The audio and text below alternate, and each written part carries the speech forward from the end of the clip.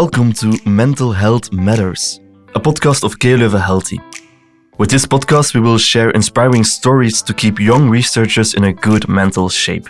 I'm Jan, PJ, and this is Robyn. Hello. We are both two young researchers at the KU Leuven and we will host this podcast.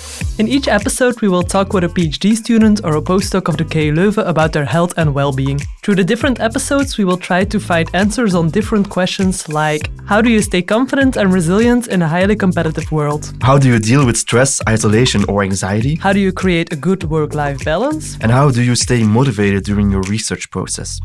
Find out the answers together with us and get inspired. Discover the advice of different experts of KU Leuven on the broad range of topics.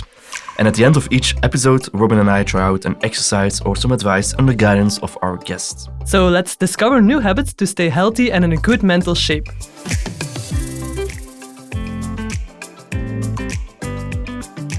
Hey Robyn. Hey PJ. How are you?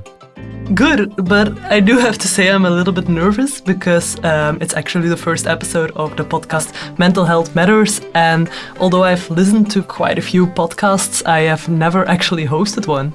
Same for me. We're not even experts on mental health and well-being, but just two PhD students trying to share their story. But luckily, we will be attended by another postdoc or PhD student. Actually, the first guest we will have here today is Sinéad, and she not only explored a lot of countries, but also a lot of research topics. Okay, that's interesting, because I would think that researchers always want to stay within their expertise. She has done a lot of different topics, which have brought her to the job she is in today. Let's talk to her. Hi, Sinéad. Welcome. It's very nice to have you here today. Every podcast we start with a series of dilemmas just to get to know our speaker a little bit more. You can just say what comes into your mind. Are you ready? Sure, yeah. Okay, so we'll start with the first dilemma. So are you more of a team member or are you the one who will lead the team? Team member, like transitioning into a team leader. Can you explain it a little bit more? It's part of the stage that I'm at in my career, that I'm now like the only postdoc in the group that I'm with. So everyone else is PhD students. And I've been that way with the group that I've been with now for a while. So it's sort of started this transition where I feel like I'm starting to go into the older group and more of a leader then because of that. What do you prefer, books or podcasts? Books. Yeah. Ooh. But I do listen to a lot of podcasts, but I do prefer books. It's a bold statement. Yes, I know.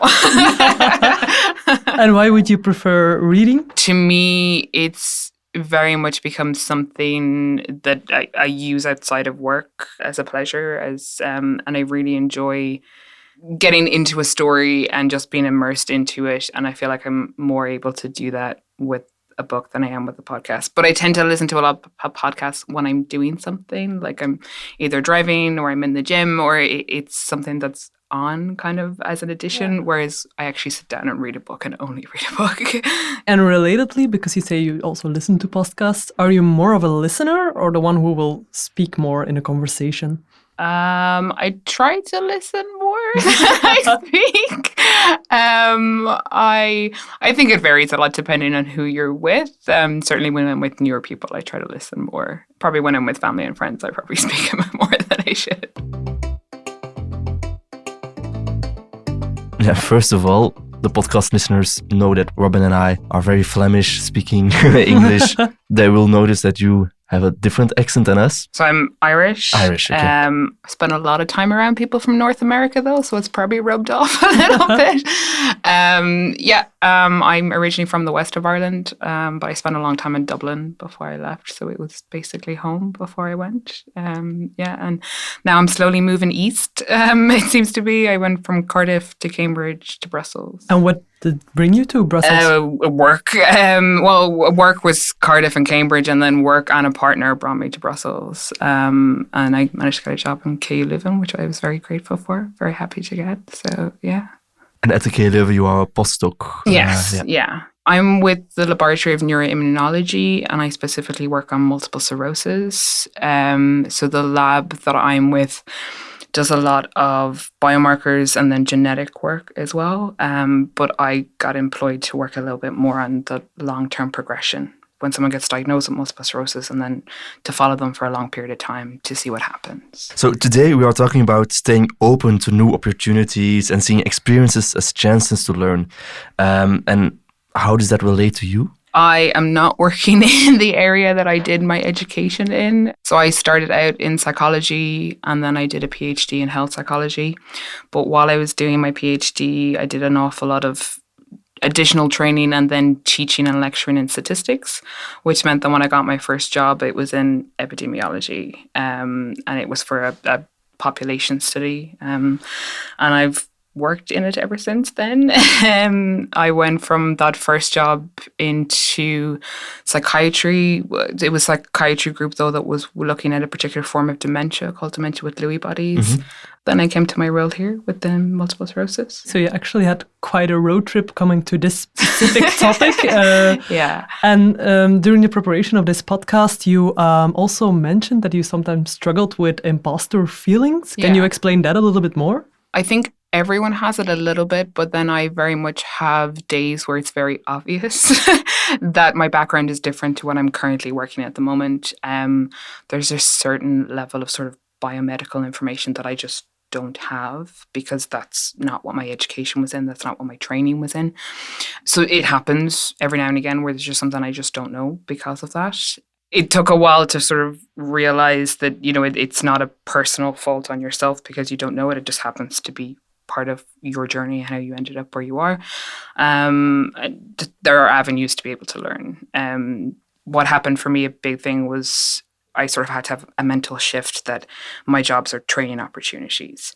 I think for a lot of people in other positions, you do your degree or your master's and then you're kind of considered qualified and you're good to go out in the world.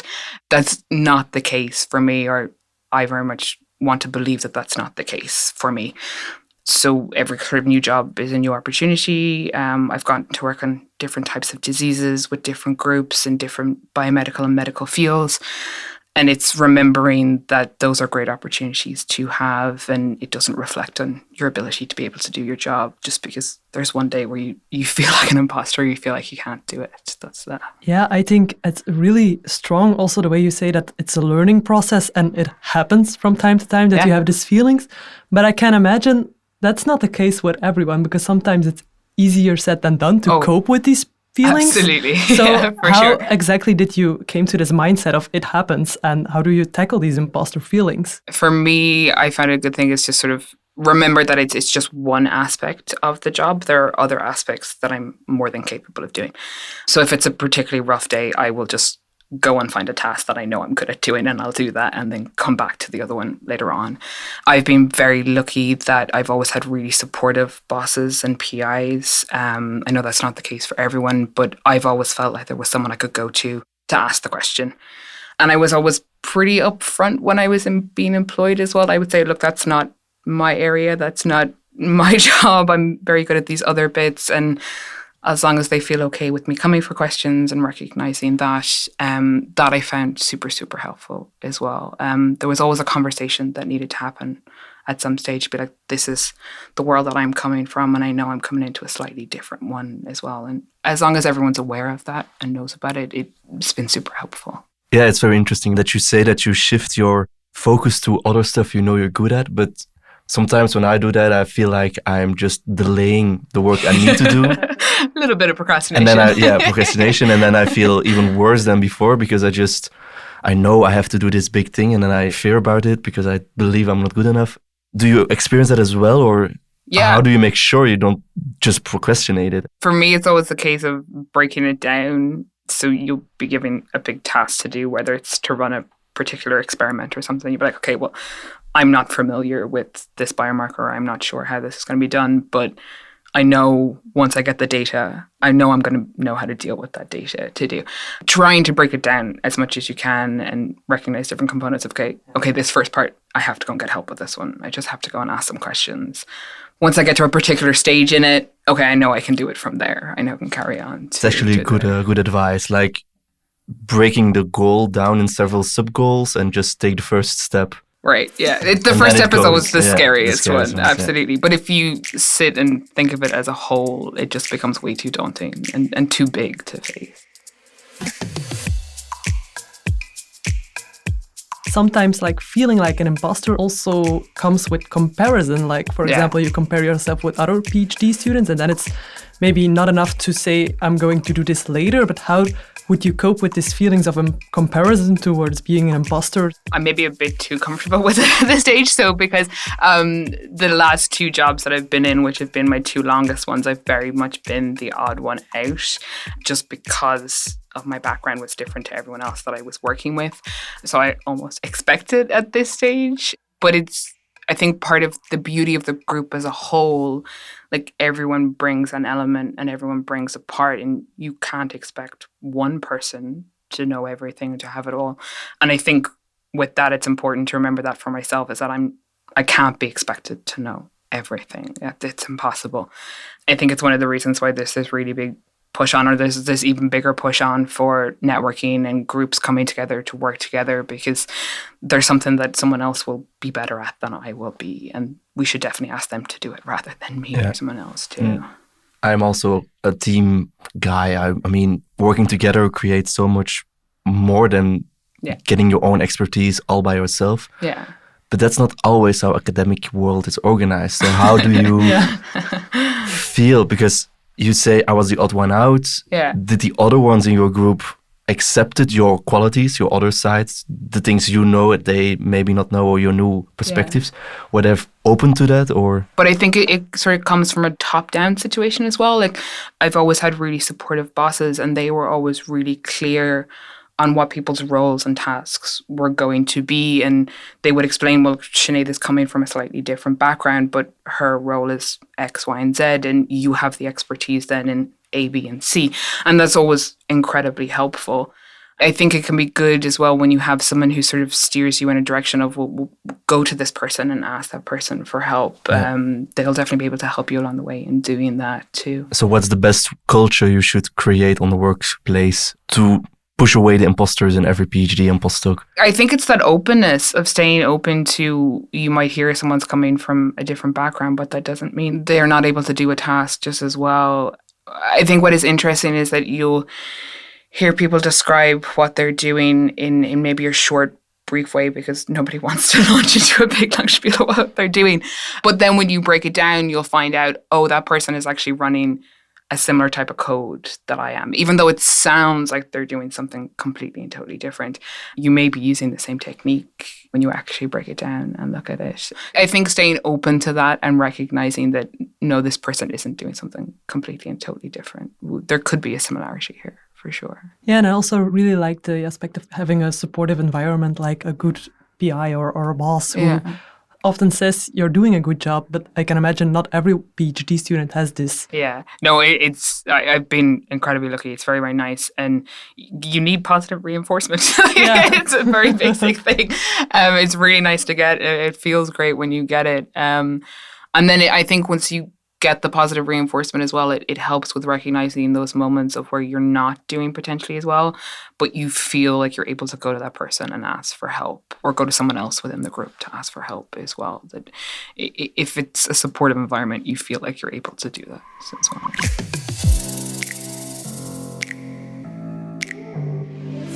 We also have been talking to experts about how you can continue to develop yourself and how that relates to a sense of purpose. Let's listen to Professor Ralf Kraers from the KU Leuven, what he has to say about this. Publications are too often perceived as the main goal by PhDs and postdocs. Academia has become a competitive environment.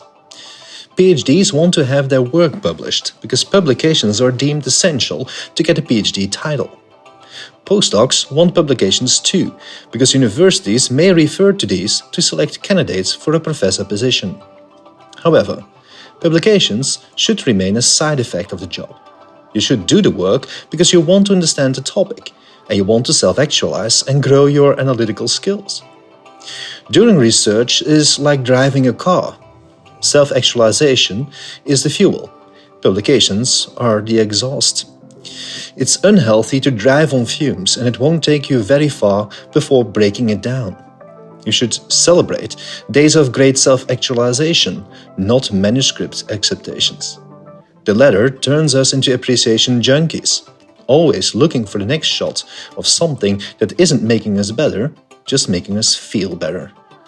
Okay, so I think that was like a very interesting and also very relevant quote, specifically in our jobs. Do you have some first thoughts about it? I very much agree with it. I think everything that I said is absolutely right. The tough bit is that publications are still used as a measure of whether you've achieved or not. And when you apply for a job, it's something that HR and people employing you will automatically look at. I think in the ideal world, it would be exactly as it is in the quote. Unfortunately, it's not. I totally agree. It's some kind of culture we're in, and it's not easily changed by just focusing on mindset, and everyone needs to change this mindset. Yeah.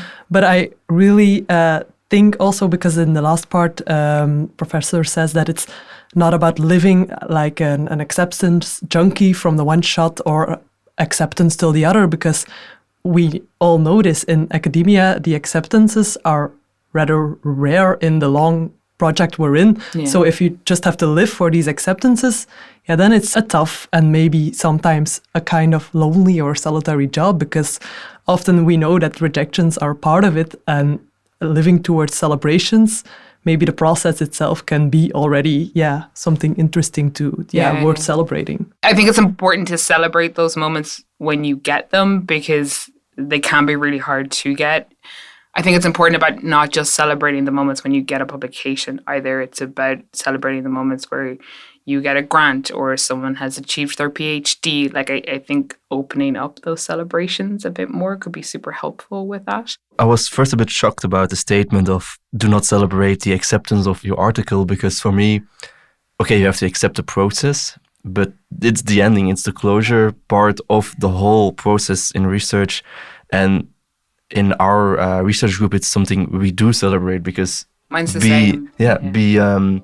Be proud of what you achieved. It's been so long, but it's good to also celebrate the small parts during the research process. I also was wondering, because maybe a little bit more related to the PhD being open to the process, we all know doing a PhD after 4 years, it comes to an end. Yeah. I'm quite scared, not just like what am I going to do next, or isn't it scared sometimes, you think? Absolutely, yeah. I'm coming to the stage now where I've been a postdoc for 5 years now at this stage, and it's a question of whether I'm able to make the next step, whether I can make the next step now, or whether it needs to be further down the road. Day to day, if I feel like the feelings get overwhelming, again, I try and do something in work that, okay, this is something I know I can do, or I try to do something outside of work that I enjoy doing to think about it. There is a little bit of trusting the process and hoping it will work out. Is there a way to make sure that the process or your career path or whatever is going the way you want? A big thing was that I went through the process of applying for like the postdoc fellowships and all of that. It was tough. It was really tough. I haven't got one. I don't think I will get one at this stage because I'm at the longer end of it. And I think they're very much put up on a pedestal as something that you need to achieve in order to then have a career in academia. I'm sort of starting to accept that that's probably something that's not going to happen for me. But then there are other places that you can get funding, like those postdoc fellowships. There's so few of them that it's not possible for everyone to get it. And that was a piece of advice that I got from my current boss, particularly because I work in diseases and illnesses. What you'll find is there's a lot of charities that are willing to give grants. They won't be to the level of a fellowship, but they can definitely be the first step in the door and something that you can achieve on a smaller level that definitely it feels like you're achieving it. It feels like you're adding to the career and the goal.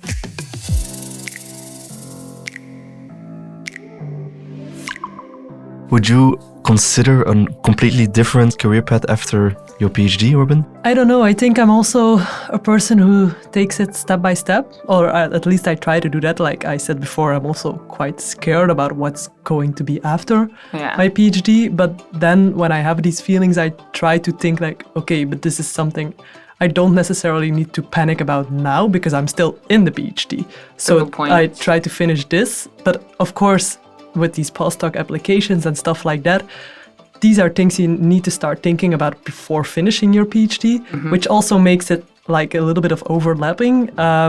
But for now, I just try to finish this and we'll see what happens. And I also believe a little bit in fate. Like if there's place for me, there will be Yeah. place. If not, if it's outside academia, then it happens to be that way, I think. What about you, PJ? I know what I would like to do, and that's just being involved in well-being and health, actually, and getting exercise and physical activity together with public health, especially.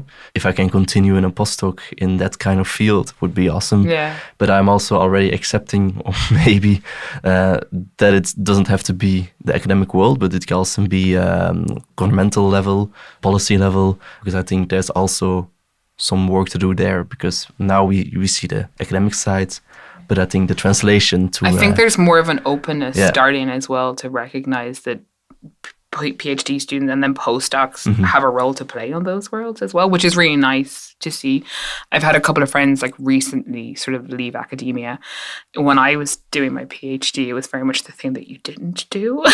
But I think there's been a shift, or there's definitely been a shift within any of the PhD students that I come across now, where it's more seen as an option than it was when I was doing my PhD, which is really nice to see, because it was sort of this thing that it's terrible to say, but it was like you had failed if you went in and did it, which is ridiculous. It doesn't discredit the achievement of your PhD or what you've done beforehand. So I think seeing examples of friends who have gone and who have done it and who are thriving and having a great time and definitely succeeding within that world has been really helpful. Yeah, and I think it's all about like finding the balance. Like I also really like academia, and it would be very great if I could stay in here, but it's also about being realistic and knowing that there might not be place. And it's just about following your own feeling. Trust the process. Like for me, the move to Belgium was very much a part of that. Like the two moves that I had made beforehand were completely and totally career focused. But then coming to Belgium was sort of a joint personal and career decision, and I felt very lucky to be able to achieve it and to do it. It's been really nice. Did you have someone before you who made such an unbranded switch in academic career? I remember when I started my PhD, one of the girls who was just finishing up, we sort of overlapped. And after she finished, I didn't see her for a while, and then met her at a wedding of a friend that we had done our PhD with. And she made a comment at one stage to be like, oh, you all sort of stayed in the same area that you had worked in. And I was like, no, we didn't. Like none of us have. There's one of the people that I did my PhD with who has stayed in the same area, and all the rest of us have sort of diverged off a little bit. Maybe it's a perception thing that we think people have. No, I think more people have done it than we realize to do. Now we had some very interesting thoughts about like trusting the process and then how to get there. What do you do in your daily routine to assure your mental well-being? Is there something specific? It took me a long time to get to it, but I really enjoy exercising. But I think the key thing about it is, again, staying open to different forms of exercise.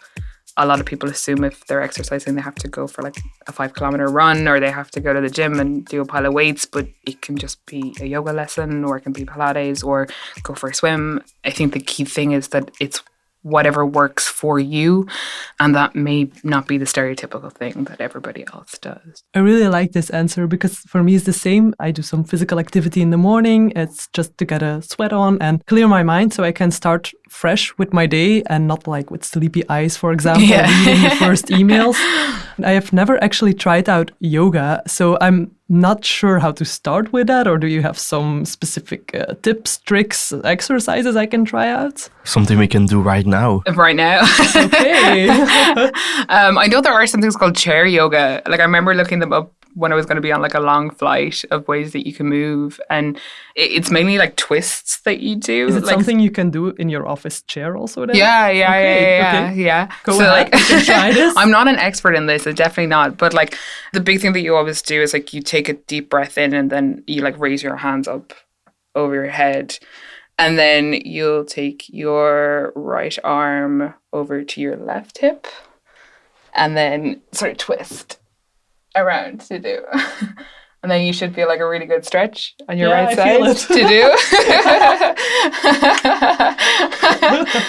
And then you come back, hands up again, and the same thing. So your left hand to the other side, and again stretch. and you'll like feel it on your left side. Yeah, it's actually really nice. Yeah. And the one thing, a couple of the classes that I've been going to recently, they've been really big on where you breathe for like 4 counts. So like you breathe in for 4, hold it for 4, breathe out for 4. And it's like, it's all about trying to get your heart rate like at a very stable, consistent. That's really interesting because sometimes when I have like a lot of stress, I feel this pressure in my chest and it's about breathing, but I'm not sure how to handle that. So just like... You breathe in for 4 counts, hold it for 4, breathe out for 4.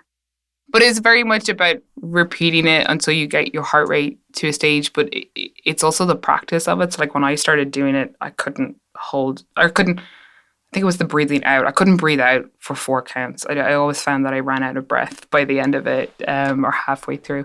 The practice of that is also enjoyable.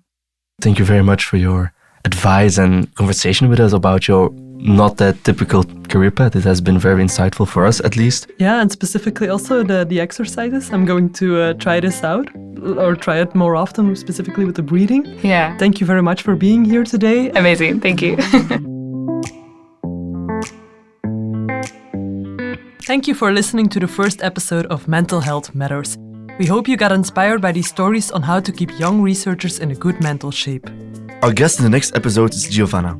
She had anxiety attacks and imposter feelings, and she will tell us all about how she learned to deal with it. If you want to know more about these topics and KU Leuven Healthy, visit kuleuven.be/healthy. This podcast is brought to you by KU Leuven Healthy and produced by Chase Creative.